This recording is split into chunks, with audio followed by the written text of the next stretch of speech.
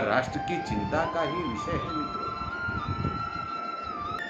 इसीलिए मस्तिष्क, मुंह और उसके बाद युवाओं के हाथों में क्या काम है यह भी देखना सबसे ज़रूरी बात है, क्योंकि खाली दिमाग और खाली हाथ शैतान का घर होता है, ऐसा हम मानते हैं मित्रों। जिस देश के पास इतनी बड़ी करोड़ों की युवा शक्ति है, उस देश के युवा कहाँ पर है? उनके हाथ में क्या काम है? क्या उनके हाथ में केवल कोई दूसरे देश का षड्यंत्रकारी आकर पत्थर देता है और वह सेना और व्यवस्था के खिलाफ पत्थर का वर्षाव करते रहते हैं? अगर ऐसा करते हैं तो सिर्फ वह पत्थर फेंकने वाला ही क्रिमिनल नहीं है, बल्कि उन हाथों को यथोचित काम ना देने वाला हर एक व्यक्ति उसके लिए भी जिम्मेदार है। इसीलिए उन हाथों को हमें खाली नहीं रखना है, उन हाथों को राष्ट्र सेवा में लगाना है मित्रों। उससे समाज की निर्मिति के लिए लगाना है। समाज शास्त्र आगे यह भी कहता है कि हाथों के साथ यह भी देखना जरूरी है कि हमारे युवाओं के पैर किस पर थिरकते हैं, किस दिशा में चलते हैं।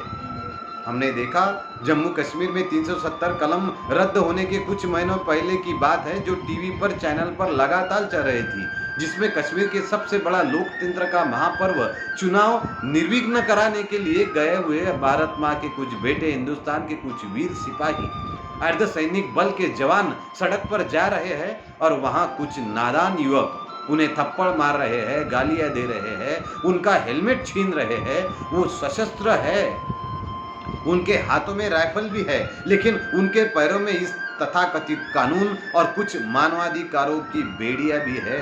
मुझे बड़ी बेचैनी थी वह देखकर कि इस पर क्या किया जाए। मैंने बहुत सारी प्रतिक्रियाएं उस पर देखी और देखो क्या कहते रहते लोग, देखो सैनिकों में कितना धैर्य है, वगैरह वगैरह ऐसी बातें शुरू थी। पर क्या हम इस देश में कुछ देर के लिए, कुछ वक्त के लिए सोच सकते हैं? क्या हम ये सवाल कर सकते हैं कि एक राज्य में, केंद्र में एक जैसी सरकार होने के बाद, सारी शक्ति होने के बाद भी हिंदुस्तान के किसी बेटे पर कोई लफंगा कैसे हाथ उठा देता है मित्रों?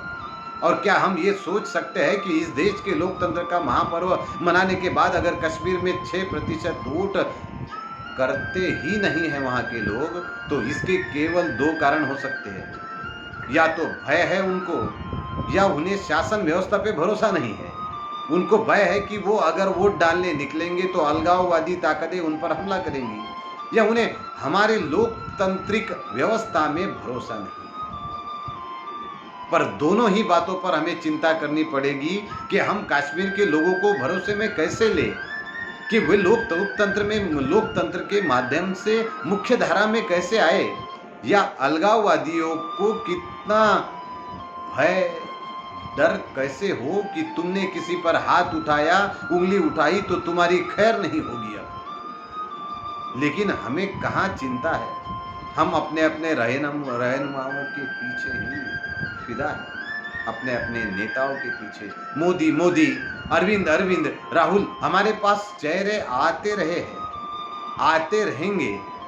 मोदी राज आ गया, योगी राज आ गया, अरविंद राज आ गया, राहुल गांधी जीत गए, हमें पता ही नहीं है। ये कुछ वक्त को काम, ये सब कुछ वक्त के लिए है। मोदी हो, राहुल हो, अरविंद हो, चाहे मायावती हो, कोई भी 5, 20, 25 साल, पर देश तो 5000 साल का है ना। और मेरे आपके जाने के बाद भी हजारों साल ये देश रहेगा मित्रों। इसीलिए राष्ट्रसंत जी ग्राम गीता में कहते हैं कि राजे किती आले गेले, सत्तेचे दरबार उजाडले, कायदे त्यांचे नष्ट झाले, परी राज्य चाले संतांचे। लेकिन सोच के देखिए आप